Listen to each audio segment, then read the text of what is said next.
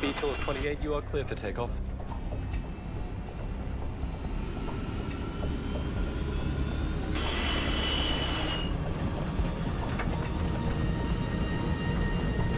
Knots. Stop! Don't hammer the brakes. Don't hammer the brakes. 137 personnes sont à bord de cet avion de British Air Tours. En l'espace de quelques minutes, près de la moitié d'entre elles perdront la vie. Ça n'aurait jamais dû se produire. Evacuate! Evacuate! L'avion n'a même pas quitté la piste. Et pourtant, 55 personnes ont péri. Les enquêteurs doivent reconstituer les derniers moments à l'intérieur de la cabine, examiner les débris et analyser les données des enregistreurs de vol. Ils demanderont la collaboration d'un psychologue afin de comprendre comment une situation d'urgence survivable a pu dégénérer en l'une des plus horribles tragédies de l'aviation britannique.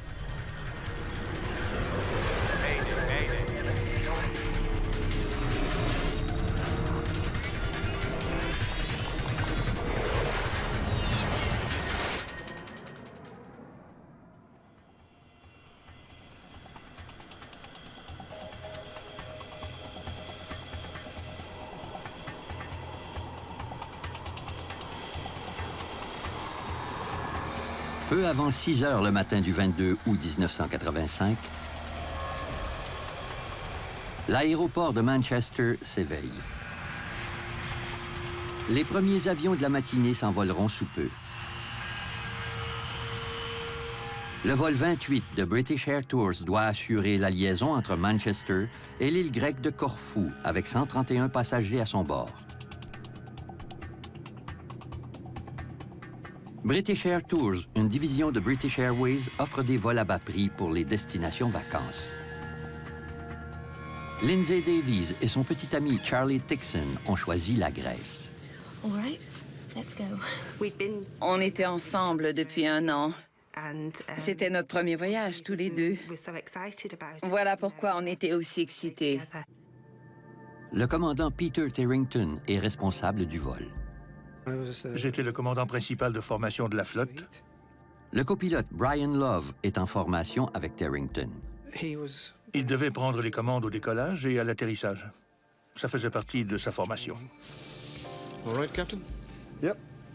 Briefing then, Brian. Airfield emergencies, you handling the aircraft. What are the 4 things you're going to stop for? Fire, failure, configuration warning, or you shouting stop. Okay. So you bring the thing to a stop, and I'll take over the aircraft and leave you to deal with the emergency. I'll liaise with ATC, okay? If you've talked about Si on vient de discuter de la marche à suivre en cas d'urgence, what you will do, then il est plus facile de se rappeler quoi faire et comment réagir si un problème survient. L'équipage pilote un Boeing 737.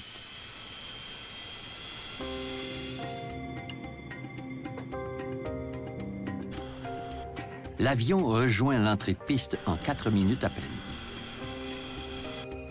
B-Tours 28, you are clear for takeoff. Le 737 dispose de 3000 mètres pour atteindre la vitesse de décollage. Les moteurs tournent à plein régime. J'étais assise près du hublot et je regardais dehors. Tout allait bien, l'avion roulait vite. 80 knots. Check.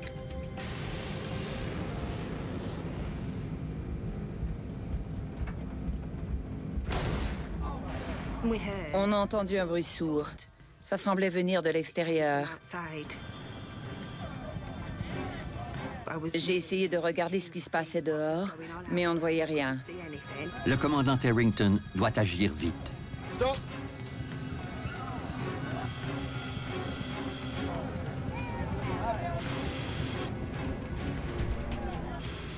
Instinctivement, j'ai voulu arrêter l'appareil. to stop. Il nous manquait quelques nœuds avant d'atteindre notre vitesse de décision. J'ai tout de suite ramené la manette des gaz et j'ai tiré sur celle d'inversion de poussée.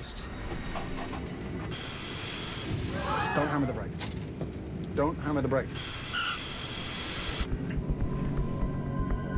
I thought J'ai cru qu'un pneu avait éclaté et qu'on risquait d'endommager le train d'atterrissage en freinant trop brusquement. too strongly.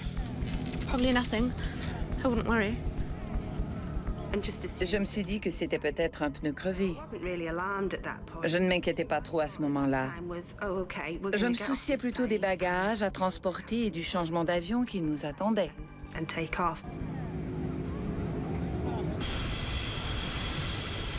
Rapidement, les passagers du côté gauche de l'appareil constatent l'ampleur du problème.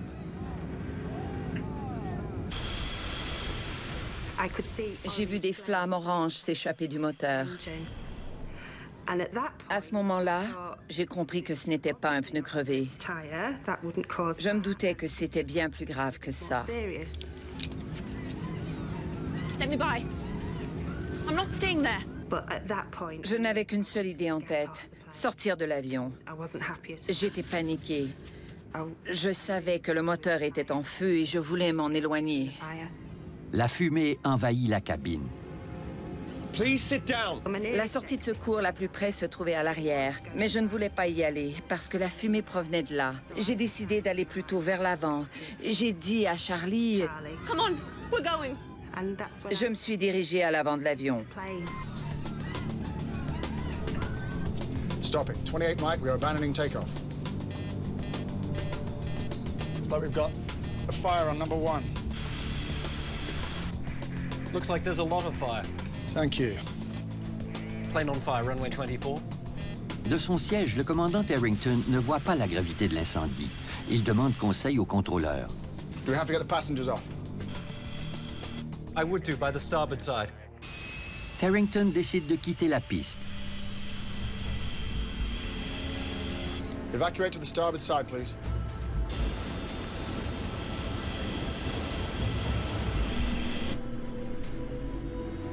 Fire drill, engine number 1. Shutting down 2. Evacuate! Evacuate! Please stay calm. Avant de quitter le poste de pilotage, l'équipage technique doit revoir les 15 étapes d'une liste de vérification. Parking brake. Set. Speed brake lever. Down. Mais le temps presse. La liste de vérification en cas d'évacuation faisait 4 pages de long. La sortie des passagers arrivait seulement à la toute fin. Engine and APU fire warning switches. Ça ne réglait absolument pas mon problème. Le 737 comporte 4 porte-cabines, dont 2 à l'arrière qui sont obstruées par les flammes et la fumée. Voilà qu'il laisse seulement 2 sorties pour les 137 personnes à bord. Sans compter qu'un problème mécanique en élimine une autre. Arthur essayait d'ouvrir la porte du côté droit. Il essayait de toutes ses forces, mais elle était coincée.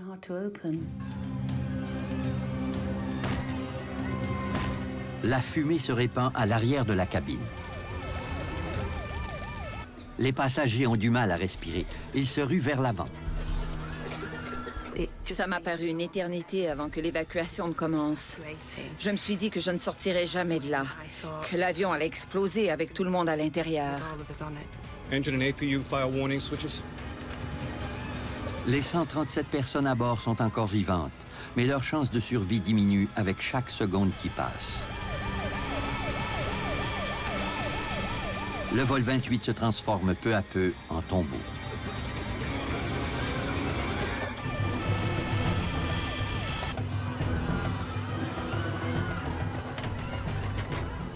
La porte coincée du côté droit ne laisse pas le choix à l'équipage. Ils doivent faire sortir les passagers du côté gauche de l'avion, ravagé par les flammes.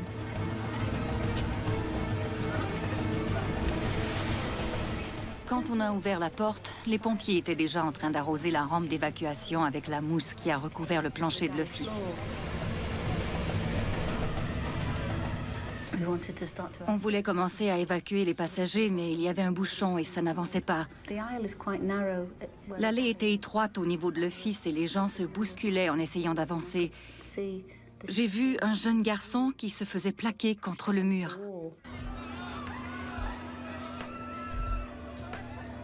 Il n'arrivait pas à sortir. J'ai tiré sur son t-shirt. Je me souviens qu'il était jaune. Et il a trébuché vers l'avant. Tout le monde l'a suivi. On les a fait glisser sur la rampe. John, Cherchant désespérément à évacuer les gens plus rapidement, le commissaire de bord s'acharne de nouveau sur la porte coincée. Après plusieurs tentatives, il parvient enfin à l'ouvrir. La seule fois que je me suis retournée, c'était pour m'assurer que Charlie me suivait. See you up there.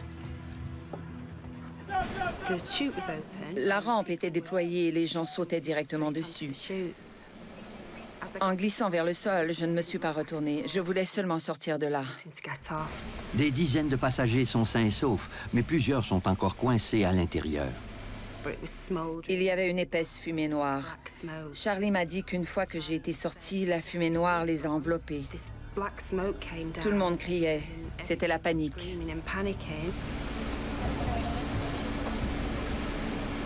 Il m'a dit les gens vont crever là-dedans. Standby power switch. Le commandant Peter Terrington et le copilote Brian Love sont toujours à bord de l'appareil en flammes. Ils n'ont pas encore complété toutes les étapes requises pour l'évacuation. 4 tonnes de carburant s'échappaient du réservoir d'aile. OK, go, Brian. Go, Brian. Je voyais beaucoup de flammes. Ils se rendent compte que leur vie est en jeu. On a vérifié le plus d'éléments possible avant de sortir par la fenêtre du poste de pilotage.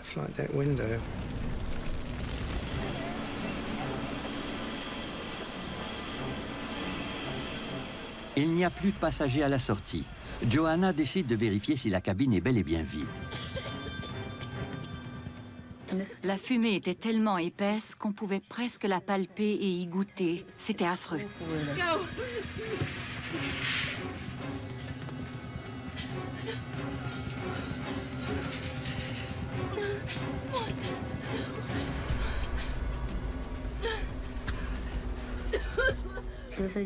J'ai trouvé une fillette dans la cabine. Elle était complètement désorientée. On l'était tous, en fait. On ne savait pas ce qui se passait. Je l'ai emmenée jusqu'à la rampe et elle a glissé.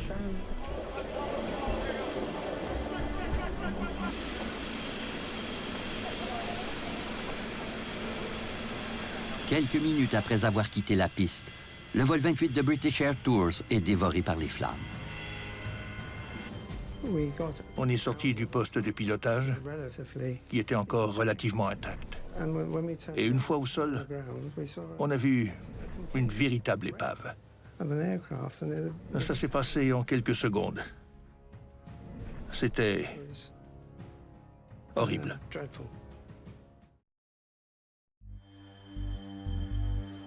Moins de 10 minutes après la tentative de décollage du vol 28 de British Air Tours, 54 personnes sont mortes. Une autre mourra à l'hôpital. I couldn't breathe. I was virtually out the door. I couldn't breathe then. The smoke was coming in and everybody just stood up and ran out. It was just a mad panic getting out. Because when the smoke came, you just couldn't see anything at all. Couldn't see anybody. Il faudra 125 pompiers et plus de 2 heures pour éteindre le brasier. La nouvelle de la tragédie se répand rapidement aux 4 coins du monde.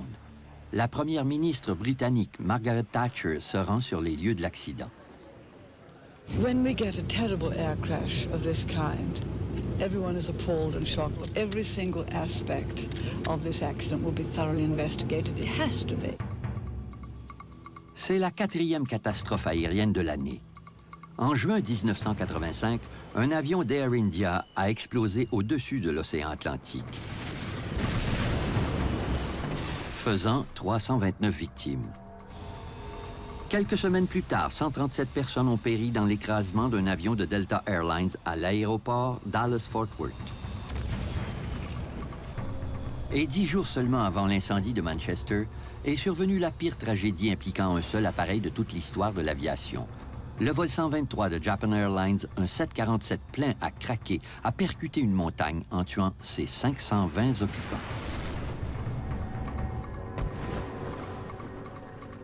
Le vol 28 de British Air Tours vient ajouter 55 victimes de plus à ce bilan dévastateur.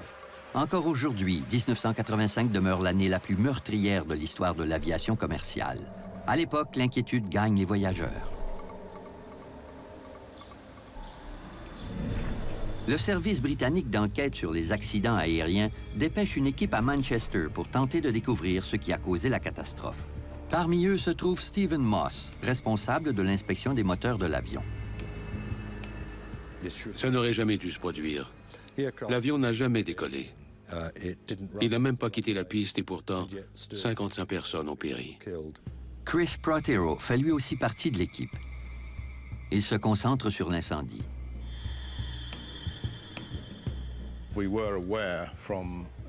Les rapports préliminaires révélaient déjà que le feu s'était propagé très rapidement pendant que l'avion freinait sa course. C'était une donnée importante pour moi. Stephen Moss ne met pas de temps à localiser la source du problème. Il décèle des dommages sur l'avion qui n'ont pas été causés par le feu. La première chose qu'on a remarqué, c'était un trou sous l'aile. Et juste à côté, il y avait un trou béant sur le côté du moteur. Il y avait certainement un lien entre les deux.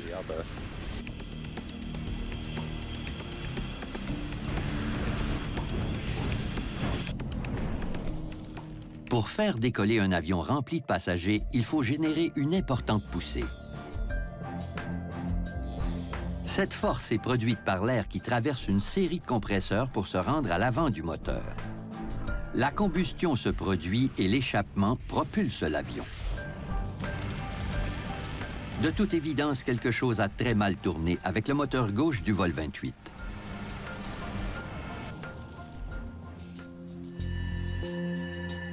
Les enquêteurs sont à l'affût d'indices sur la piste et dans la cabine, dans l'espoir de découvrir ce qui a causé la mort de tant d'innocentes victimes.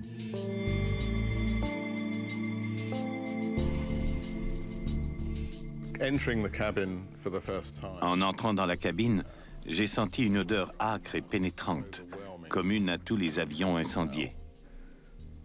Du plastique brûlé, du carburant et le contenu calciné des compartiments à bagages étaient éparpillés sur les sièges et dans l'allée. C'était un spectacle de désolation. L'état lamentable de la cabine est révélateur. Sa partie supérieure est complètement carbonisée, tandis qu'elle est relativement intacte près du sol. C'était la preuve qu'il n'y avait pas eu d'embrasement généralisé. Un embrasement généralisé se produit dans un espace clos quand les matériaux combustibles deviennent chauds au point de s'enflammer en réduisant tout en cendres. La façon dont la cabine du vol 28 a brûlé renseigne Prothero sur la nature de l'incendie. Le revêtement des sièges et les instructions d'évacuation d'urgence, qui sont en papier plastifié, étaient intacts. Si on les avait essuyés, personne n'aurait deviné qu'ils provenaient d'un avion incendié. La chaleur avait lourdement endommagé la partie supérieure du fuselage, ce qui ne concordait pas avec un embrasement généralisé.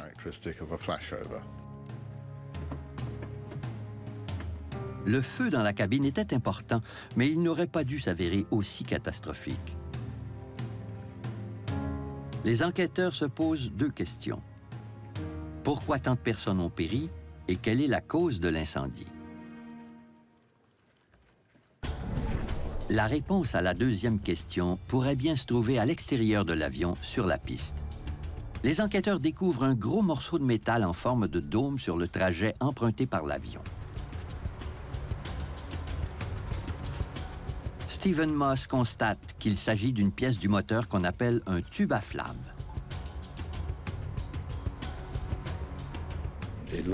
Le tube à flamme s'était détaché de la chambre à combustion. La chambre de combustion des turboréacteurs du 737 compte 9 tubes à flamme. C'est là que s'effectue la combustion du mélange de carburant et d'air. Ces tubes doivent résister à une chaleur intense. L'enquêteur Moss soupçonne que le tube à flamme en question a explosé, en détruisant ainsi le moteur gauche de l'avion. La pièce a heurté la trappe d'accès d'un réservoir supplémentaire d'intra-12 sous l'aile, en faisant un trou assez important. Une grosse quantité de carburant s'en est échappée. Il est facile de prouver que le tube à flamme a perforé l'aile. Il s'ajuste parfaitement au trou. Ça ne faisait aucun doute. Il était à l'origine de l'accident. Le moteur est un Pratt & Whitney JT8D. Stephen Moss est préoccupé. À l'époque, c'était probablement le moteur à réaction le plus utilisé par les transporteurs aériens commerciaux. Il fallait trouver la cause de la défaillance au plus vite pour prévenir d'autres accidents. Il y a des dizaines de milliers de tubes à flammes en circulation aux quatre coins du monde. L'un d'eux a explosé à Manchester. Stephen Moss doit trouver une explication dans une course contre la montre.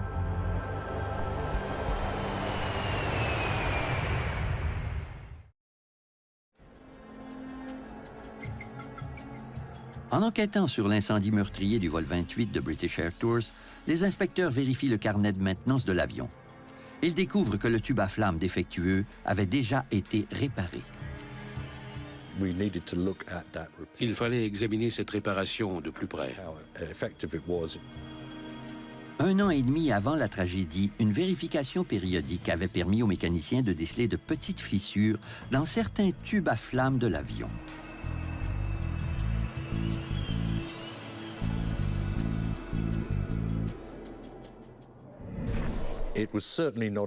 Ce n'est pas rare de trouver des fissures de fatigue dans les tubes. Ils sont exposés à des températures très élevées. Les manuels suggèrent plusieurs méthodes pour réparer ces fissures. Les enquêteurs apprennent que les mécaniciens ont réparé les fissures selon une procédure recommandée dans le manuel de réparation du moteur. Ils les ont simplement soudées.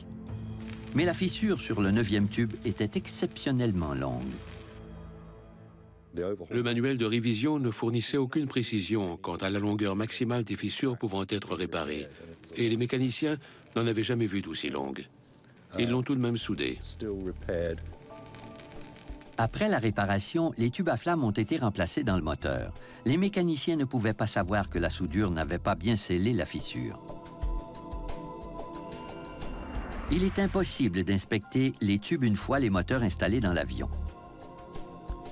Après cette réparation, il y a eu 11 rapports d'accélération lente au sujet du moteur qui explosera à Manchester. Un tube à flammes endommagé pourrait fort bien être à l'origine de ce problème. Mais le guide de dépannage des mécaniciens de Manchester ne le mentionne pas dans la liste des causes possibles. Pratt & Whitney propose d'autres méthodes pour régler le problème d'accélération. Ça ne les a pas inquiétés. Ils avaient déjà constaté le même problème, sans jamais avoir eu de conséquences sérieuses. Les mécaniciens de Manchester ont donc procédé à des réglages mineurs pour réparer le régime ralenti de l'avion. L'appareil est demeuré en service. L'enregistreur de conversation de poste de pilotage révèle que l'équipage du vol 28 était au courant du problème d'accélération. Slow acceleration on number 1 engine day before yesterday. I was on the flight, yes, sir. Engineer signed off on it. Une inscription au livre de bord laisse croire au commandant Harrington que le problème a été réglé. Un commentaire sur la lenteur de l'accélération du moteur lors de l'avant-dernier vol figurait dans le livre de bord, mais ça me semblait pas grave. Les ingénieurs avaient fait leur travail et l'avion avait volé la veille sans problème. Mais la mise au point du régime ralenti n'a pas réglé le véritable problème du moteur, soit le tube à flammes fissuré. Le point de rupture a été atteint sur le vol 28. Stopping. 28 Mike, we are abandoning takeoff. Si la compagnie aérienne avait inspecté les tubes à flammes, je suis convaincu qu'ils auraient vu le problème. Les enquêteurs connaissent maintenant la cause de la tragédie de Manchester. La soudure de la fissure sur le tube à flammes numéro 9 a cédé alors que le vol 28 accélérait sur la piste de décollage. L'extrémité avant du tube a été éjectée du moteur en perçant un trou sous l'aile gauche. Une importante fuite de carburant s'est déversée sur le moteur endommagé, ce qui a allumé l'incendie. Les incendies moteurs ne sont pas rares. Le fuselage d'un 737 est isolé avec un produit ignifuge qui protège la cabine. Les enquêteurs ne comprennent toujours pas comment les flammes à l'extérieur ont pu se propager aussi rapidement à l'intérieur de l'appareil. L'inspecteur Chris Protero découvre une partie de la réponse en examinant les photographies de l'avion qui s'élance sur la piste. Les photos montraient clairement que le feu était entré dans une phase très dynamique au moment où l'avion gagnait de la vitesse sur la piste. C'est ce qui a causé ces flammes spectaculaires, un peu comme une gigantesque torche qui suivait l'appareil. Une photo de presse prise le jour de l'accident permet à Chris Protero d'avancer une nouvelle hypothèse. Les photos de l'avion qui ont paru dans le journal montraient que les inverseurs de poussée du côté gauche étaient déployés. En regardant cette photo, on a l'impression que les inverseurs de poussée ont effectivement enflammé le fuselage. Voilà qui pouvait expliquer la vitesse de propagation du feu à l'intérieur de l'appareil. Cette photo a eu d'importantes répercussions. Il y a plusieurs façons d'immobiliser un avion commercial en phase d'accélération. D'abord avec les freins. Une autre méthode consiste à se servir des inverseurs de poussée. Il s'agit de dévier l'échappement du turboréacteur vers l'avant afin de ralentir la course de l'avion. Les inverseurs de poussée semblaient avoir fait jaillir des flammes directement sur le côté gauche de l'avion, directement sur la partie arrière du fuselage. Voilà qui expliquerait pourquoi l'incendie a ravagé la cabine aussi rapidement. Le commandant Harrington aurait-il aggravé la situation en voulant immobiliser son avion? Les inverseurs de poussée du moteur du vol 28 ont-ils vraiment agi comme une torche? L'inspecteur de l'AAIB, Chris Protero, a deux bonnes raisons d'en douter. D'abord, le jet du réacteur se dirige toujours vers la partie supérieure du fuselage, près du sommet de l'avion. Mais dans ce cas-ci, l'ouverture se trouvait plutôt sur la partie inférieure du fuselage. Et ce n'est pas tout. Au moment où les pilotes ont déployé les inverseurs de poussée, le moteur gauche avait déjà explosé. S'il avait agi comme une torche, le moteur aurait nécessité un échappement considérable. On a fait des calculs pour confirmer que la poussée résiduelle du moteur n'était pas suffisante pour avoir eu un tel effet. C'est ce qui a démontré que les inverseurs de poussée n'étaient pas responsables de la violence de l'incendie. De toute évidence, ce ne sont pas les inverseurs de poussée qui ont causé la propagation foudroyante des flammes. Chris Protero examine attentivement les données dont il dispose. Après avoir consulté les bulletins météo du jour de l'accident, il trouve une explication plausible.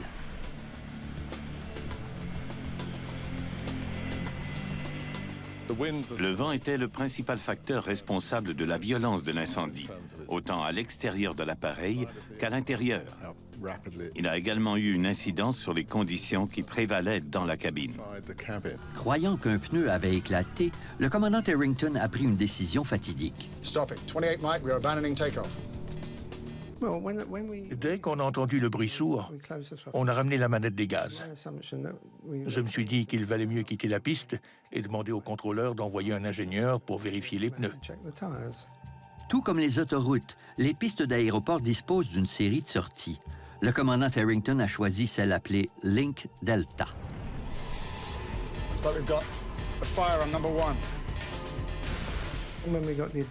Quand l'alarme d'incendie s'est déclenchée, mon cerveau était déjà programmé pour l'arrêt de l'appareil.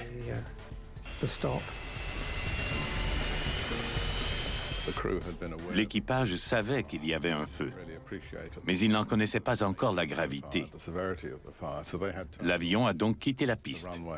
Le commandant Harrington a effectué un virage à droite avant d'immobiliser l'appareil. Il ne pouvait pas savoir que ce geste allait aggraver la situation. Un léger vent latéral soufflait du côté gauche de l'avion, en entraînant avec lui les flammes du carburant qui brûlaient sous l'aile gauche. Le feu a donc enveloppé tout le fuselage de la partie arrière de l'avion, entre l'aile et la queue. En raison du vent, les flammes ont embrasé la partie arrière de l'avion et envahi la cabine. Selon moi, les conséquences auraient été beaucoup moins tragiques s'il n'y avait pas eu de vent. Les enquêteurs ont enfin découvert la cause de l'incendie et la raison de sa propagation aussi foudroyante dans la cabine. L'enquêteur Ed Trimble doit maintenant éclaircir le plus grand mystère qui entoure l'accident de Manchester. Un avion a interrompu son décollage, avec raison.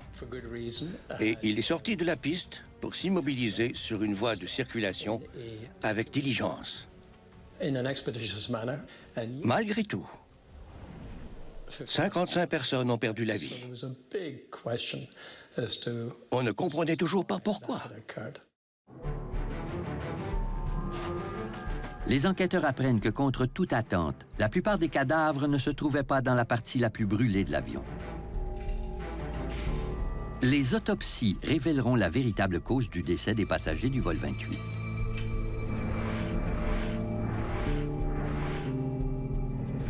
Seulement 6 des 54 victimes retrouvées dans la cabine ont subi de graves brûlures. Les autres sont décédés des suites de l'inhalation de fumée. La fumée dans la cabine était particulièrement meurtrière. Les survivants racontent aux enquêteurs qu'elle était insoutenable. La fumée était très noire et on pouvait pratiquement y toucher. C'était très étrange. Ils nous ont dit que la sensation était terrible. Après une seule inspiration de cette fumée, ils se sentaient déjà très mal. Ils savaient qu'ils ne pourraient pas survivre à une ou deux autres bouffées.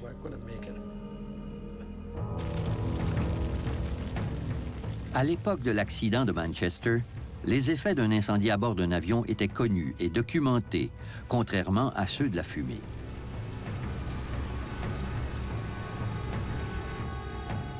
Afin de comprendre pourquoi cette fumée était aussi toxique, Ed Trimble décide de simuler un feu identique à celui du vol 28. On voulait produire non seulement les mêmes gaz, mais un niveau de menace aussi élevé.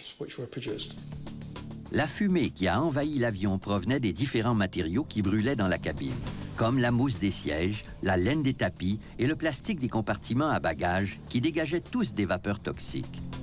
Ces conditions ont été recréées en faisant brûler les mêmes matières. Ed Trimble découvre que les passagers du vol 28 ont inhalé une fumée qui contenait un cocktail meurtrier de gaz toxiques, avec une concentration élevée de monoxyde de carbone et d'acide cyanhydrique. L'enquêteur doit maintenant découvrir comment protéger les passagers aériens de ces dangereuses émanations.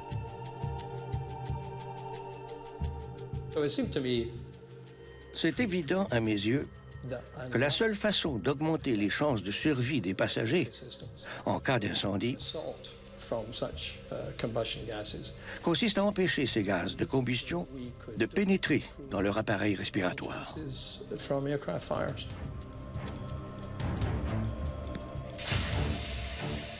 Pendant 5 semaines, les enquêteurs mènent des dizaines d'expériences avec différents filtres.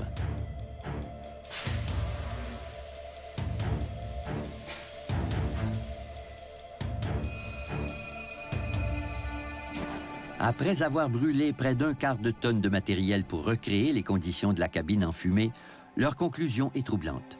Il aurait été possible de sauver davantage de vies. Je suis profondément convaincu que les chances de survie des passagers sont considérablement plus grandes s'ils portent des cagoules anti-fumée quand la cabine est envahie de gaz de combustion. Le vol 28 de British Air Tours disposait de cagoules anti-fumée pour les membres de l'équipage. Elles n'ont pas servi. L'expérience d'Ed Trimble montre que l'usage de telles cagoules aurait pu sauver la vie des passagers. Il y avait 2 types de cagoules disponibles, avec filtre et avec masque à oxygène, qui offrent une excellente protection aux passagers en cas d'incendie.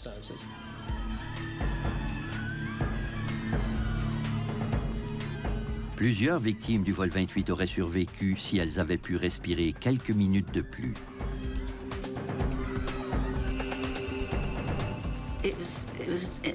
Ça s'est passé extrêmement vite. Quelques minutes à peine après l'arrêt de l'avion, tout était fini. L'évacuation complète d'un Boeing 737 est censée se faire en moins de 2 minutes. En théorie, davantage de passagers du vol 28 auraient dû réussir à sortir de l'avion.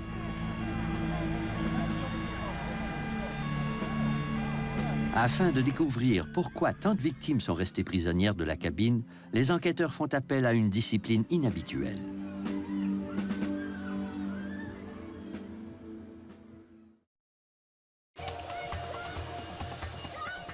Conformément à la loi, un constructeur doit prouver que son avion peut être évacué rapidement en toute sécurité. Quand la compagnie Boeing a lancé son 737 en Grande-Bretagne, elle a démontré que 137 personnes pouvaient quitter l'appareil en 75 secondes. Tous les avions de passagers sont soumis au même règlement. L'ensemble des occupants doit pouvoir évacuer l'appareil en moins de 90 secondes, en empruntant la moitié des sorties, d'un côté ou de l'autre. Pourtant, 90 secondes après l'immobilisation du vol 28, la plupart des passagers étaient encore à bord du Boeing.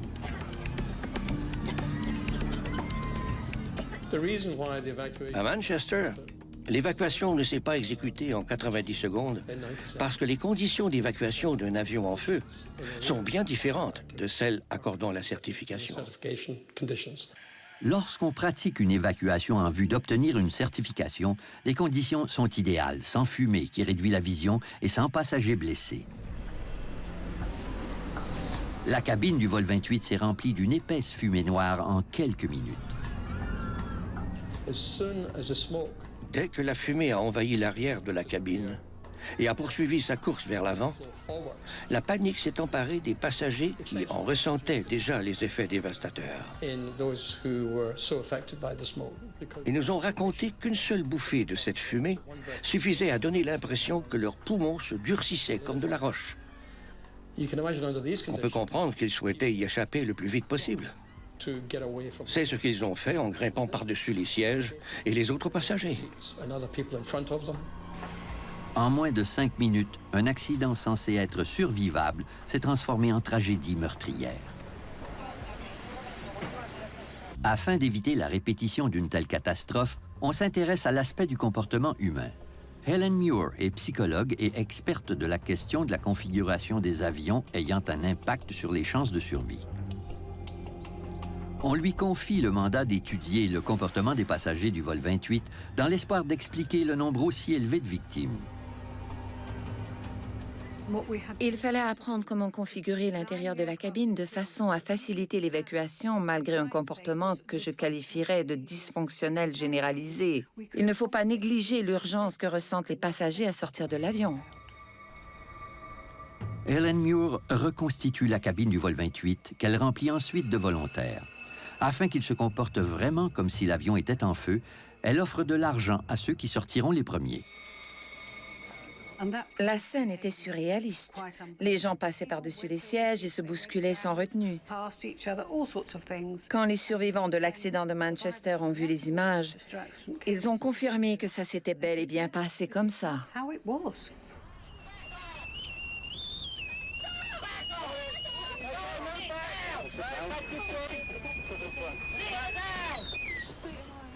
L'évacuation du vol 28 a été ralentie quand les passagers se sont retrouvés coincés au niveau du passage de cloison qui sépare l'office de la cabine.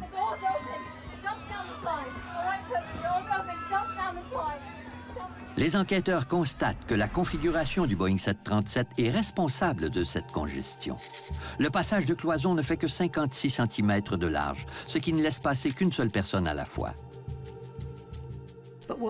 Ils voulaient savoir quelle était la largeur minimale nécessaire pour éviter que les gens ne se retrouvent coincés. On a tenté de recréer le plus fidèlement possible les circonstances de l'accident de Manchester, pour ensuite varier la configuration de la cabine en analysant quels changements amélioreraient la situation. L'expérience de la psychologue montre que l'étroitesse du passage de cloison créait un bouchon que les agents de bord devaient constamment dégager. Élargir le passage à 76 cm permettrait d'accélérer le déplacement des passagers. Après avoir répété l'expérience à plusieurs reprises, on a conclu que l'élargissement de l'ouverture de 56 à 76 cm se traduisait par une évacuation beaucoup plus rapide, tout en réduisant les risques de trébucher et de tomber. Grâce au travail d'Ellen Muir, la recommandation d'élargir l'ouverture entre les cloisons à 76 cm a été émise, tout comme celle d'installer des réglettes d'éclairage pour guider les passagers vers la sortie quand la fumée est aveuglante.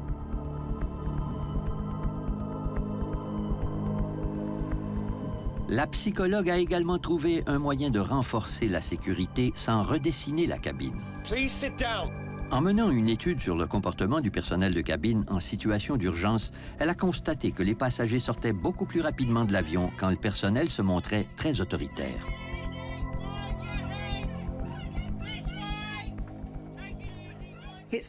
On veut éviter que les passagers prennent leurs propres décisions.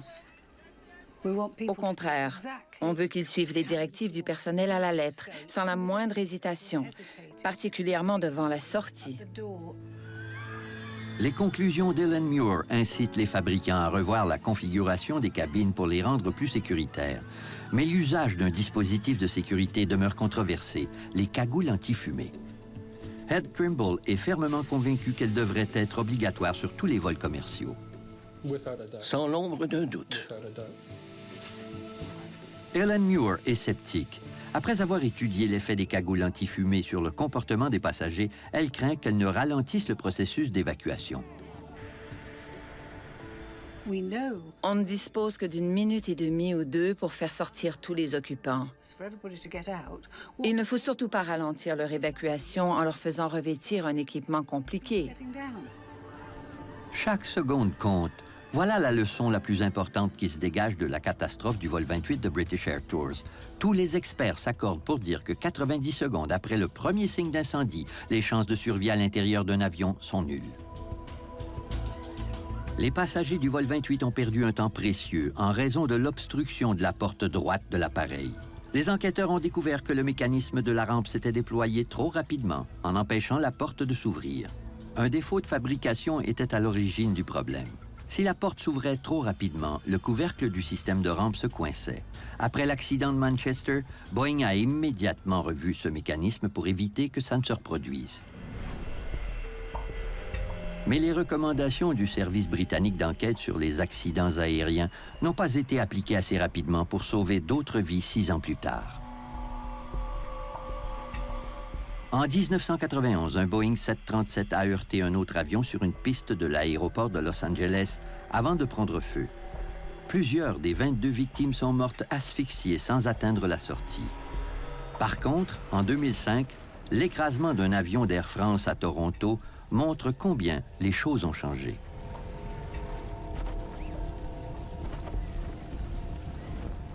Les 309 occupants ont quitté l'appareil en 90 secondes. L'accident n'a fait aucune victime. Les compagnies aériennes ont procédé à des changements majeurs grâce à un avion qui n'a jamais quitté la piste. C'est la seule façon pour moi d'accepter la mort de 55 de mes passagers, en me disant que les avions sont désormais plus sécuritaires. On voudrait tous que ça ne soit jamais arrivé, bien sûr. Malgré ce que cet accident nous a appris et les vies qu'il a permis de sauver par la suite, on donnerait n'importe quoi pour que ça ne soit jamais arrivé.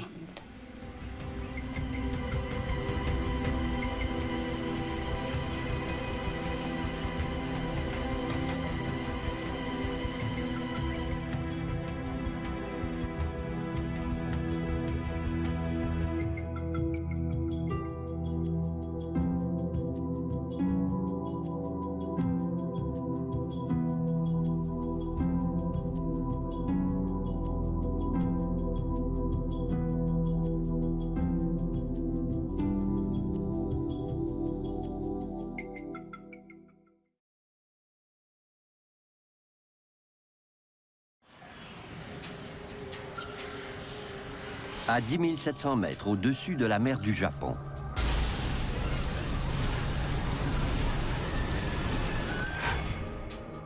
Korean Air 007, unreadable, unreadable. Oh, we're experiencing rapid decompression. Descent to 10,000. Les pilotes perdent la maîtrise de l'appareil.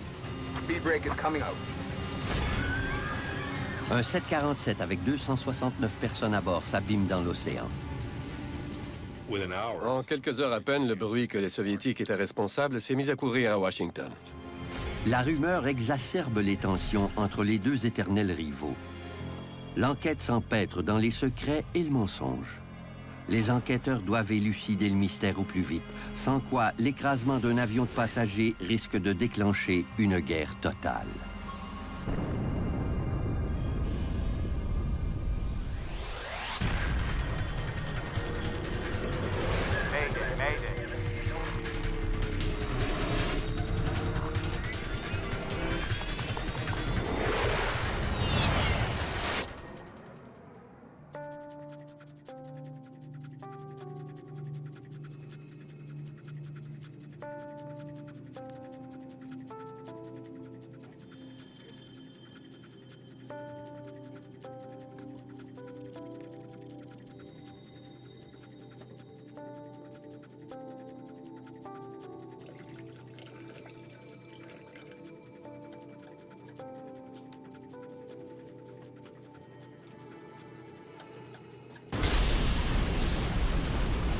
Emergency descent. Put the mask over your nose and adjust the headband. Emergency descent. Emergency descent. Put the mask over your nose and adjust the headband. Emergency descent. Mask over your nose and adjust the headband. Emergency descent. Mask over your nose and adjust the headband. Emergency descent. Mask over your nose and adjust the headband. Emergency descent. Put the mask over your nose and adjust the headband. Emergency descent. Put the mask over your nose and adjust the headband.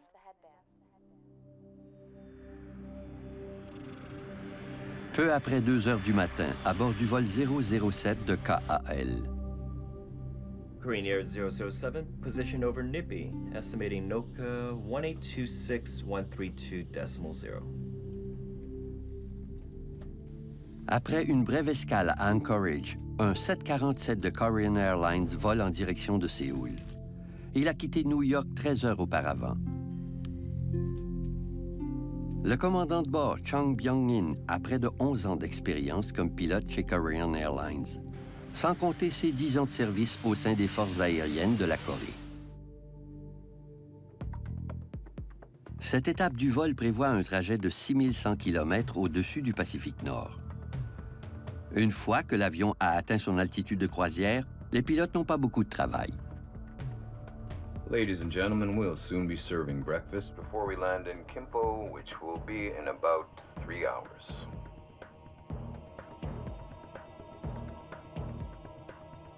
Plusieurs passagers prévoient prendre un vol de correspondance à leur arrivée à Séoul. Mary Jane Andry déménage au Japon pour prendre un nouveau départ. Ma sœur Mary Jane avait été embauchée par un constructeur automobile. Elle correspondait exactement au type d'employé qu'il recherchait à Tokyo. Elle amorçait une nouvelle étape de sa carrière. «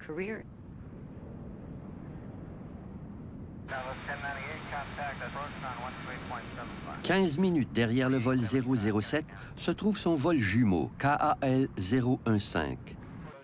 Korean Air 007. Go ahead, Korean Air 015. What are you doing? Les deux équipages de conduite bavardent pour passer le temps. We're experiencing an unexpectedly strong tailwind. How much of a tailwind? 35 knots from 040.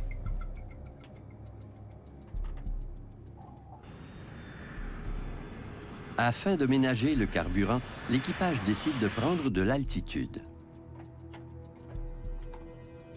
Tokyo Center, Korean Air 007.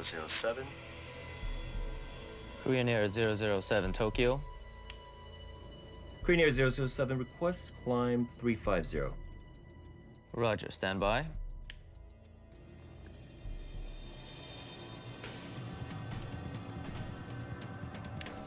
Korean Air 007, climb and maintain flight level 350.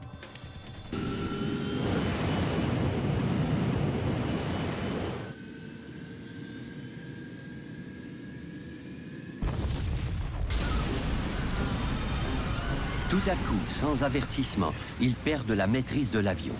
Rapid. Charge throttles.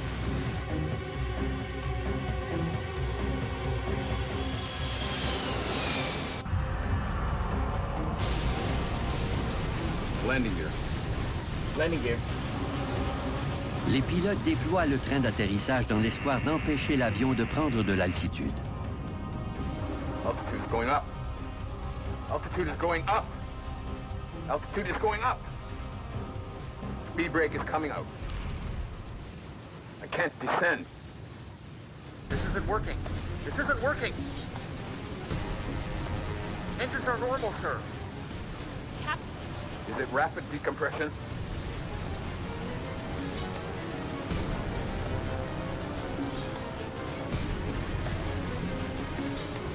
Tokyo Center, Korean Air 007. Korean Air 007, Tokyo. We are experiencing rapid decompression. Descend to 10,000. Korean Air 007, unreadable, unreadable. Radio check on 10048. Stand by, stand by, stand by. Headband. Emergency descent. Korean Air 007, Tokyo.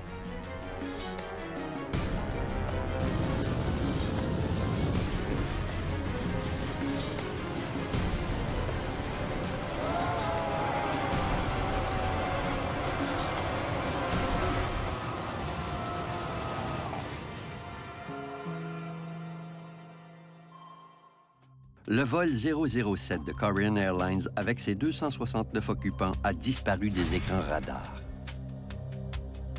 Korean Air 015, would you attempt to contact Korean Air 007, please, and relay position? Tous leurs efforts sont vains. Tokyo communique avec d'autres stations radars au Japon et en Corée. I cannot contact Korean Air 007. Un appel est même adressé à une installation radar en Union soviétique. Familles et amis attendent des nouvelles de l'avion disparu avec anxiété. L'entreprise qui avait embauché Mary Jane a téléphoné pour dire que son avion n'avait toujours pas atterri et qu'il était peut-être arrivé malheur. Mais à ce moment-là, on n'en savait pas plus. Les hypothèses les plus plausibles étaient l'atterrissage forcé ou l'écrasement. Mais en quelques heures à peine, le bruit que les Soviétiques étaient responsables s'est mis à courir à Washington. Tandis que le monde entier est impatient d'en savoir davantage, l'armée américaine fait une terrible découverte. Les communications soviétiques sont épiées par les Américains dans un centre d'écoute ultra secret. Tout porte à croire que l'impensable s'est produit.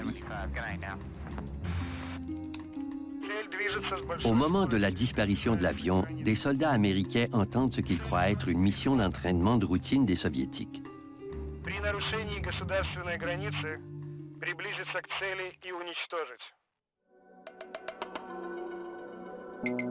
Il semble impossible que les Soviétiques aient abattu un avion de passagers. Pourtant, les autorités américaines en sont convaincues. Le lendemain matin, le secrétaire d'État George Shultz fait une déclaration étonnamment incendiaire. The United States reacts with revulsion to this attack. Loss of life appears to be heavy. We can see no excuse whatsoever for this appalling act. Ce n'était pas possible. Comment pouvaient-ils être tous morts? Que voulez-vous dire? Il y avait certainement une raison. En 1983, la guerre froide bat son plein. La Russie et la majeure partie de l'Europe de l'Est partagent la même idéologie communiste. Gouvernée d'une main de fer, l'Union soviétique livre une lutte politique acharnée contre l'Ouest. Les relations étaient conflictuelles, mais personne ne savait à quel point elles étaient dangereusement tendues. Les autorités soviétiques commencent par nier toute implication dans la tragédie aérienne. La version de Moscou consistait à dire que l'avion avait été intercepté par leur radar, mais qu'il s'était sauvé malgré leur tentative de l'arrêter. Mais rapidement, les Soviétiques se rétractent et passent aux aveux. Un chasseur à réaction a bel et bien abattu l'avion. Mais ils prétendent que leur geste était tout à fait justifié. Selon les Soviétiques, l'avion était en mission d'espionnage et il transportait peut-être des instruments, des caméras, des enregistreurs. L'Union soviétique prétend que le vol 007 a pénétré dans leur espace aérien réglementé sous les ordres du gouvernement américain. Mais aux États-Unis, on répète que le vol KAL-007 était un vol de passagers habituel. Ce conflit aggrave les tensions politiques. Le spectre de la guerre nucléaire se profile à l'horizon. Une enquête indépendante est requise au plus vite. L'ONU fait appel à l'Organisation de l'aviation civile internationale, ou l'OACI. L'OACI mène des enquêtes impartiales. Ces équipes sont capables de travailler en toute neutralité avec les deux parties impliquées. Kai Frostel fait partie de l'équipe internationale d'enquêteurs chargée de faire la lumière sur la tragédie du vol 007. En présence de deux superpuissances qui s'affrontent, la pression est forte pour trouver des réponses sans tarder.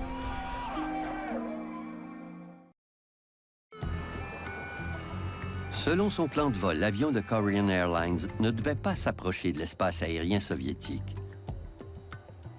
Soit qu'il a été abattu au-dessus des eaux internationales, soit que le vol a dévié de sa route. C'est d'abord ce que veulent découvrir les enquêteurs. Mais ils ont un obstacle de taille. Les boîtes noires sont introuvables. Les enregistreurs de bord, de paramètres de vol et de conversation dans le poste de pilotage sont des éléments essentiels dans ce genre d'enquête. Américains, Sud-Coréens et Japonais unissent leurs efforts pour retrouver ces appareils d'une importance cruciale. Mais les trois pays alliés ne sont pas les seuls à s'y intéresser. Le 1er septembre, on a reçu l'ordre de se rendre à l'endroit de l'écrasement du Boeing 747 pour prendre part aux recherches. La course aux boîtes noires est lancée. Les Américains se doutent bien que la vérité leur échappera si les Soviétiques les retrouvent avant eux. Les Soviétiques soutiennent que le vol 007 survolait l'île Sakhaline, une zone située dans leur espace aérien quand ils l'ont abattu. Si tel est le cas, l'avion se trouvait très loin de la route qui lui était désignée, qu'on appelle R20.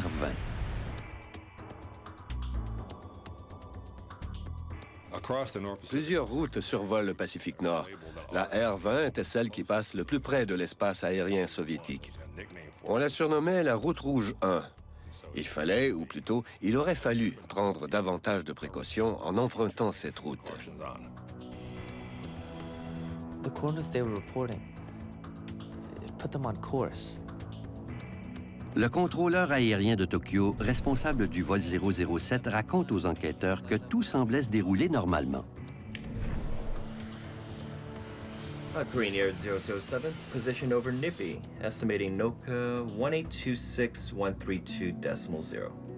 Les pilotes ont bien dit qu'ils étaient sur la route R20. Mais comme c'est le cas pour tous les avions qui survolent le Pacifique, le vol 007 n'était pas dans la portée radar de Tokyo.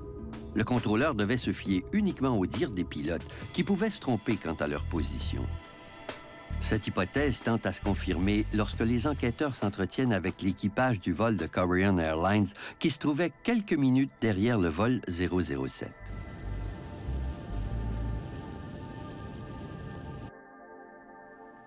Tell me about the exchange with Flight 007. Le commandant du second vol se rappelle une conversation étrange avec les pilotes du vol 007. We're experiencing an unexpectedly strong tailwind. How much of a tailwind? 35 knots from 040. We still have a 15-knot headwind. Could he be getting a headwind if he was here? Il est quasi impossible que l'un des avions affronte un vent arrière et l'autre un vent debout. Il y a anguille sous roche. Mais comme les boîtes noires demeurent introuvables, les enquêteurs ignorent la position exacte du vol KAL-007 au moment de cette communication radio. Ça compliquait énormément les choses. Il nous manquait une information essentielle à toute enquête sur un accident aérien. Kai Frostel obtient des renseignements supplémentaires de la part d'une source inattendue, l'armée américaine. Exceptionnellement, les autorités militaires partagent des données de surveillance hautement confidentielles recueillies la nuit de la tragédie aérienne. Une technologie ultra secrète appelée le radar passif permet de détecter les mouvements de tous les avions militaires et civils qui survolent la planète. Ce qu'elle révèle au sujet du vol 007 est troublant. L'avion a largement dévié de sa trajectoire. En fait, il a dérivé vers le nord tout au long de sa traversée du Pacifique. Quand il a été abattu, le vol 007 s'était écarté de 560 km au nord de la route R20 et il survolait le territoire soviétique par intermittence. Les Soviétiques disent la vérité. Il fallait maintenant comprendre pourquoi l'avion avait autant dévié de sa trajectoire. Dans l'espoir de découvrir pourquoi le vol KAL-007 a dérivé vers le nord, les enquêteurs s'intéressent maintenant à l'équipement de radionavigation à bord du 747, qu'on appelle Système de navigation par inertie, ou INS. L'INS de cet avion de ligne offrait une précision de 0,8 km de dérivation à l'heure, comme la plupart des avions de l'époque. C'était très précis. Ce système se base sur les coordonnées et les points de cheminement entrés dans le calculateur de vol avant le décollage. On enregistre toujours 9 points de cheminement. C'est comme ça que ça fonctionne. 59 degrees, 18.0 north. Les points de cheminement sont en fait des coordonnées GPS qui portent également des noms comme Bethel, Niva ou Nipi. L'INS du vol 007 devait avoir été programmé pour détecter et suivre ses repères électroniques jusqu'à Séoul. 18.0 north.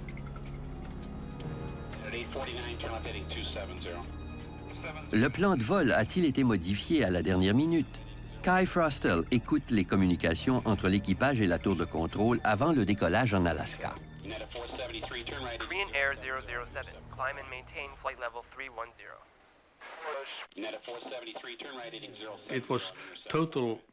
C'était la routine habituelle du début à la fin. Il ne s'est rien passé d'exceptionnel, pas plus sur la piste qu'au décollage. Après avoir quitté Anchorage, le 747 a survolé l'océan Pacifique comme prévu. Mais il n'a jamais rejoint le premier point de cheminement. Et il a plutôt dévié de sa route pendant plus de 5 heures. L'espoir d'en découvrir la cause s'amenuise. Les recherches pour retrouver les boîtes noires se poursuivent pendant 10 semaines en vain. L'opération est finalement abandonnée. L'épave de l'avion était introuvable et sa position inconnue.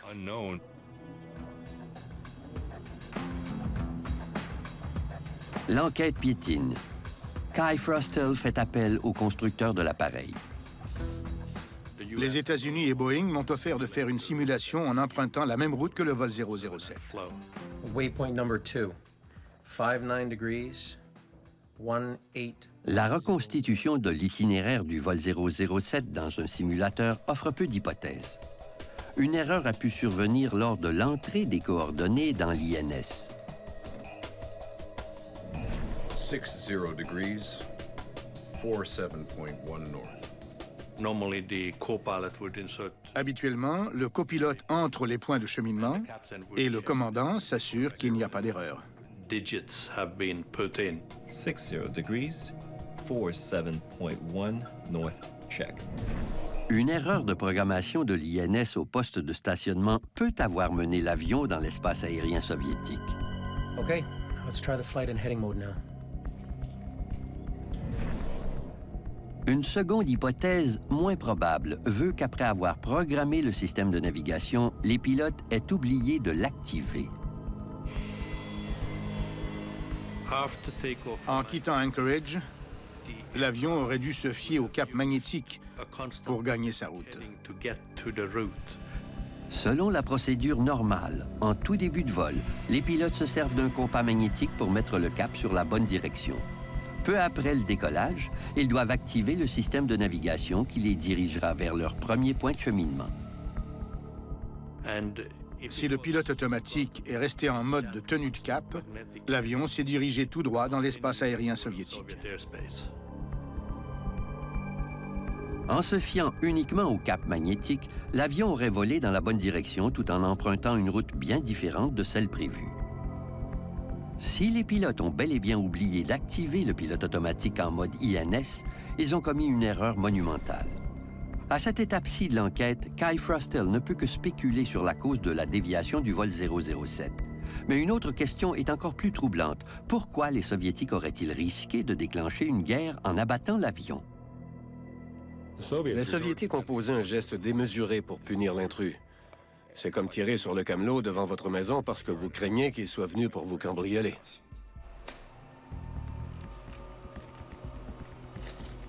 Qu'est-ce qui a pu susciter une telle réaction de la part des Soviétiques? C'est l'armée américaine qui fournira la réponse aux enquêteurs. Le vol 007 n'était pas en mission d'espionnage cette nuit-là. Mais un autre avion l'était, un RC-135 des forces aériennes des États-Unis. Les Soviétiques surveillaient un RC-135 qui volait très lentement en faisant des 8 au large de la côte, muni de ses propres dispositifs d'écoute dans l'attente d'un essai de missiles soviétiques. L'avion espion se trouvait près des frontières soviétiques sur la même route que l'avion commercial de KAL. Quand les deux appareils se sont croisés, les radars soviétiques ont fort bien pu les confondre. Quand le vol 007 est entré dans leur espace aérien, les Soviétiques ont présumé qu'il s'agissait du RC-135. Ils ont repéré cet intrus et ils ont mis à exécution le plan prévu dans de telles circonstances. On violation of state border, approach target and destroy. Mais une question troublante demeure. Le pilote de chasse était-il suffisamment proche pour voir sa cible de ses propres yeux? Savait-il que c'était un avion de passagers?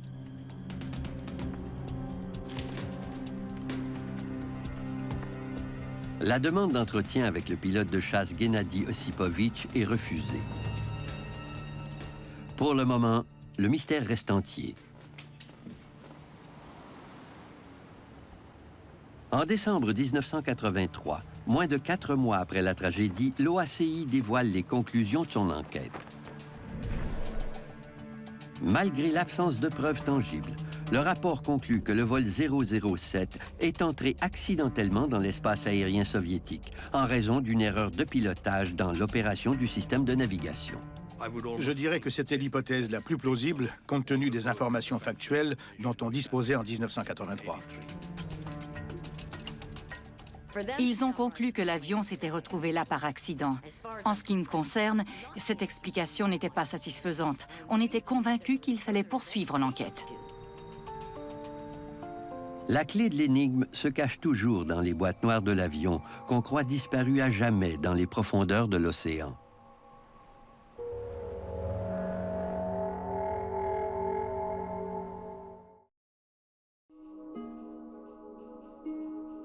L'OACI clôt son enquête sans savoir où a sombré l'épave de l'avion de Korean Airlines. Mais certains le savent.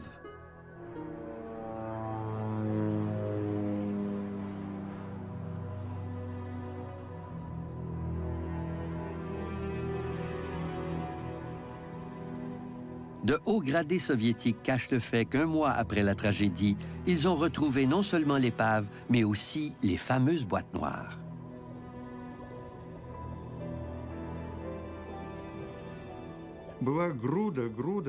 C'était un amas de débris. Ils ont fouillé dedans à main nue jusqu'à ce qu'ils trouvent les boîtes noires. Il y en avait 2.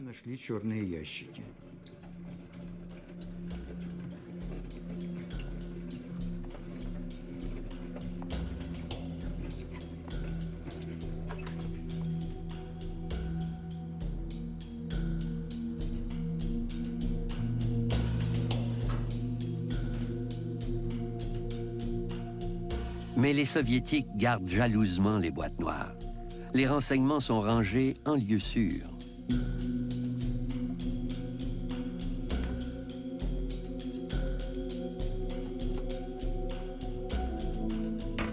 Pendant 10 ans.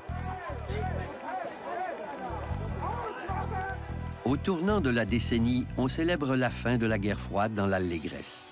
La glasnost ou la politique de la transparence témoigne du nouvel esprit plus ouvert de la Russie.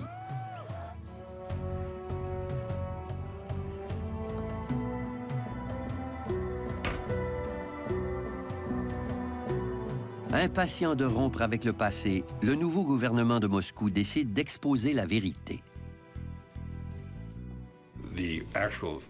Le dévoilement des boîtes noires était une surprise totale.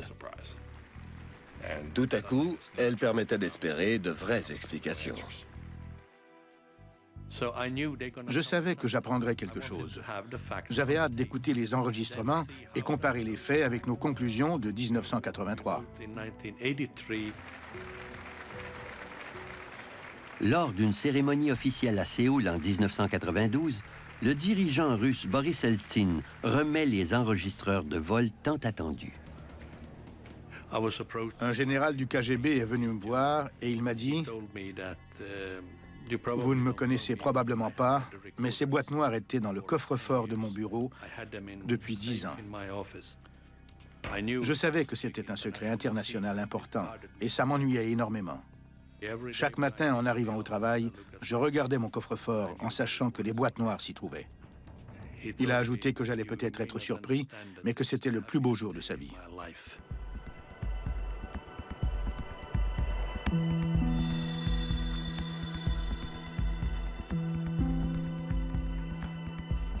Kai Frostel est nommé directeur de la nouvelle équipe d'enquête basée à Paris. Et preuve que les temps ont bien changé, Vladimir Kaufman, un expert russe en électrique aéronautique, joint les rangs de l'équipe.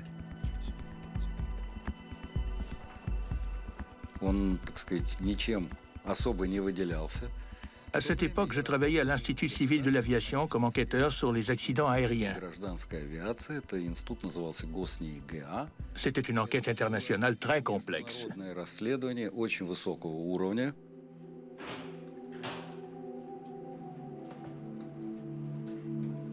La première étape consiste à vérifier l'authenticité des boîtes noires. Une grande méfiance régnait. On craignait que les Russes ou les Soviétiques aient trafiqué les enregistrements ou qu'ils les aient fabriqués, tout simplement. Il fallait établir leur authenticité hors de tout doute. Les enquêteurs confirment que l'enregistreur de conversation dans le poste de pilotage remis par les Russes est bel et bien celui qui avait été installé sur le vol 007. Ils les ont ouverts et examinés. C'étaient les bons numéros de série et de modèle. Les enquêteurs savent maintenant qu'ils ont les boîtes originales. Mais les enregistrements ont-ils été trafiqués? Rapidement, le doute s'installe. Pendant le nettoyage, ils ont remarqué des coupures sur le ruban à quelques endroits. Les Russes avaient tout recollé. Il n'est pas rare qu'un ruban déchire sous l'impact d'un écrasement. Mais la méfiance à l'égard de l'ex-URSS met du temps à se dissiper. Ils ont commencé par examiner les endroits où il y avait eu des coupures avec la photographie à fort grossissement. Les Français disposaient d'une technique encore inconnue aux États-Unis. Un fort grossissement optique permettait de voir les ondes magnétiques. L'analyse confirme qu'aucune donnée n'a été effacée ou ajoutée sur les enregistrements aux endroits recollés. Les enquêteurs peuvent enfin écouter les enregistrements en sachant que chacun des mots est authentique. What? It's already time for breakfast. What do you know? Let's eat later. Mais ils n'entendent que des conversations futiles entre les membres de l'équipage. I heard there's a currency exchange at the airport. What kind of money? Dollars to Korean money. It's in the domestic building. Back to 010 to intercept 4 right, American 737. Absolument rien ne laisse croire qu'il s'agit d'une mission d'espionnage. C'était une conversation tout à fait banale. Soit que les gars étaient d'excellents acteurs, soit qu'ils n'avaient pas la moindre idée de leur position. Malheureusement, je crois qu'ils n'en savaient rien. 59 degrees, 18.0 north.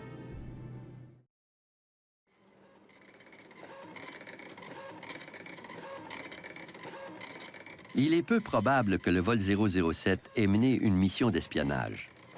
Mais l'avion a bel et bien été surpris dans l'espace aérien soviétique. Les enquêteurs ont toujours soupçonné les pilotes d'avoir mal programmé leur système de navigation ou d'avoir laissé le pilote automatique dans le mode de tenue de cap. L'enregistreur de données de vol leur a fourni enfin une réponse sans équivoque. Il a révélé que l'appareil était resté en mode de tenue du cap magnétique de son départ d'Anchorage jusqu'à la toute fin. C'est ce qui explique leur importante déviation. Now passing 500. Les pilotes du vol 007 n'ont jamais activé le système de navigation des points de cheminement. L'INS n'était pas défectueux. Il avait été correctement programmé et la route prévue était la bonne. Mais le pilote automatique n'a pas suivi les directives de l'INS parce qu'il est resté en mode compas. So it's only telling them where they're supposed to be. Les enquêteurs apprennent que même si l'avion suivait le cap magnétique au lieu des points de cheminement, l'ordinateur continuait d'afficher les points de cheminement prévus, même si l'appareil en était bien loin.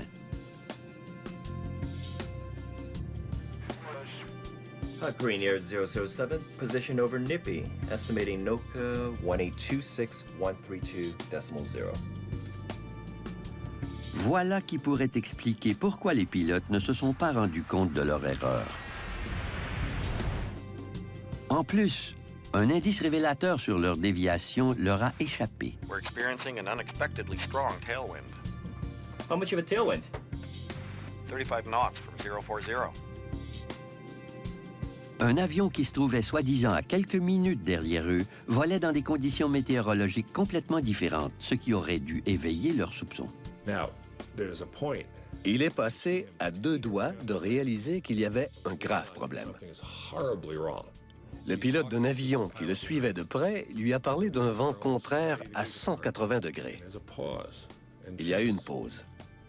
Le commandant Chun était un pilote expérimenté. Il aurait dû avoir l'instinct de se dire « C'est étrange, est-ce que je devrais vérifier ?» Pourtant, il ne l'a pas fait. C'est une erreur humaine.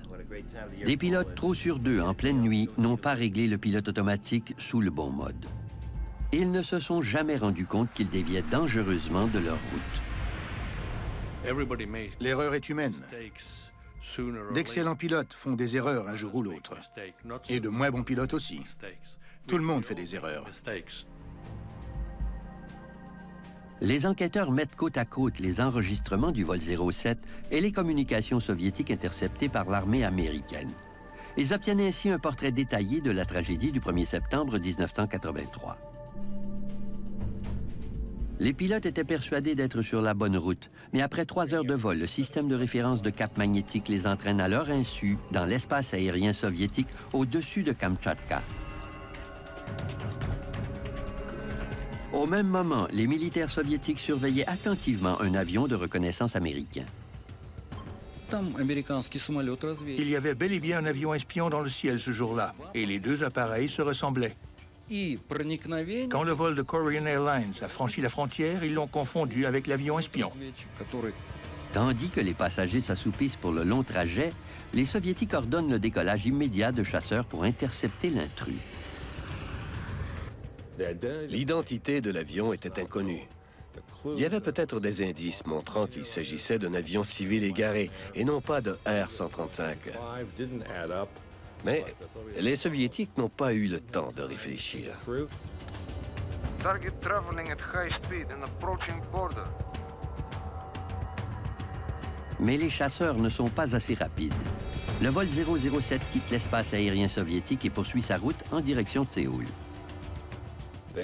Ils ont cru qu'il leur avait fait peur et que tout était fini. Malheureusement pour les occupants de l'avion, ce n'était pas le cas. Le vol 007 s'apprête à survoler l'île Sakhaline dans quelques secondes. À Sakhaline, ils étaient prêts.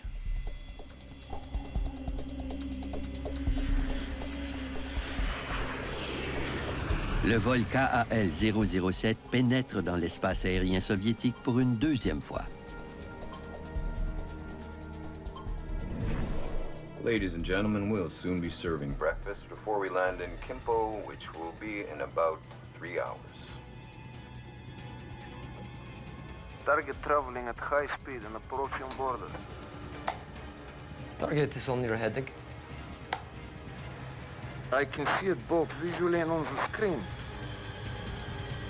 Le major Gennady Osipovitch, le pilote de chasse en tête du convoi, établit le contact visuel avec le vol 007. Give warning burst with cannon. Mais l'avertissement passe inaperçu.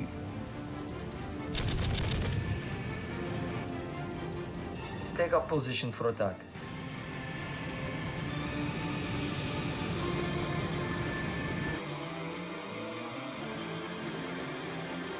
Approach target and destroy. Roger, locked on already. Executed launch.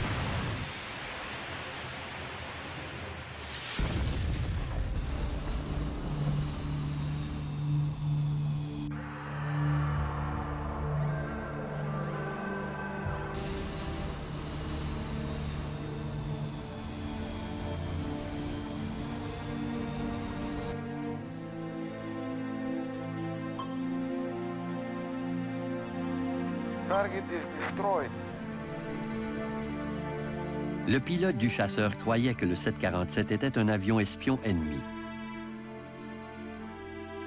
10 ans après avoir abattu le vol KAL-007, le pilote raconte enfin sa version des faits.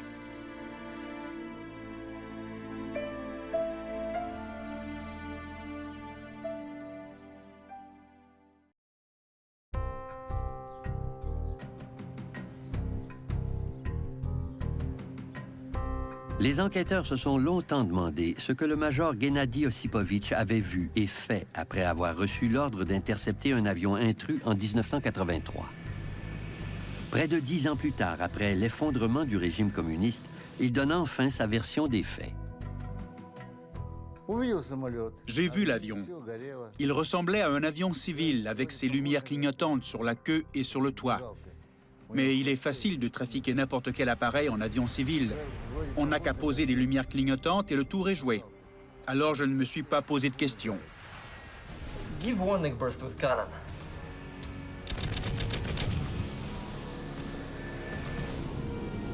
Habituellement, les tirs d'avertissement s'accompagnent de traceuses qui laissent derrière elles un sillage lumineux. Or, le major Osipovitch n'avait pas de traceuse dans son canon. Ils étaient censés avoir des traceuses, mais ils n'en avaient pas reçu depuis 6 mois. Mais même sans traceuse, le major Osipovitch estime que les pilotes du 747 auraient dû le voir. Quand je l'ai rattrapé, je volais comme ça et lui comme ça. Comment a-t-il pu ne pas me voir? Mes lumières étaient allumées et je respectais le protocole. Il aurait dû me voir. Soudainement, une terrible coïncidence scelle le destin des 269 occupants de l'avion. Korean Air 007 requests climb 350. Korean Air 007, climb and maintain flight level 350. Comme une voiture qui monte une colline, un avion qui prend de l'altitude ralentit. Mais aux yeux du pilote de chasse qui suit le 747, il s'agit d'une manœuvre évasive. Il a ralenti. Si je ne le dépassais pas, j'allais décrocher. C'est là que j'ai compris que c'était un avion ennemi. C'est ce qui l'a convaincu que ce n'était pas un avion civil et qu'il était en danger. Je pensais seulement à l'arrêter. On nous entraîne à réagir de cette façon. Je me suis placé derrière lui, un peu plus bas, et j'ai fait un virage sur l'aile à la manière d'un serpent. Je l'ai laissé me distancer légèrement, sans quoi mes missiles ne se seraient pas verrouillés. Il avait très peu de temps parce que l'avion s'approchait des eaux internationales. Take up position for attack. Roger, locked on already. Executed launch. Le major Osipovitch tire 2 missiles air-air. Il voyage à 2000 km/h en direction de l'avion commercial. L'un d'eux explose près de la queue. Il endommage des commandes essentielles et des conduites hydrauliques. Il fait également un trou dans le fuselage, ce qui cause une décompression rapide dans la cabine. J'ai vu la première explosion directement sous la queue. Les voyants signalant la présence de l'intrus se sont éteints et je suis rentré à la maison. Emergency descent. Put the mask over your nose and adjust the headband. Emergency descent. Put the mask over your nose and adjust the headband. Le temps écoulé entre le début de la décompression et l'écrasement nous laisse croire que le trou dans le fuselage mesurait environ 0,16 mètres carrés. Les pilotes réussissent à piloter l'avion accidenté pendant plusieurs longues minutes. Immédiatement après l'impact du missile, l'avion a atteint le niveau de vol 380 pour ensuite perdre de l'altitude à raison de 1500 mètres par minute. Tandis que l'avion en détresse plonge vers la mer du Japon, la plupart de ses occupants sont encore conscients.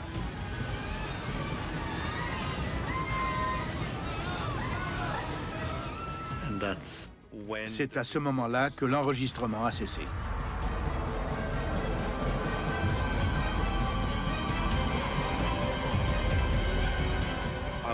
On en a conclu que la cellule de l'avion s'était probablement désagrégée à ce moment-là.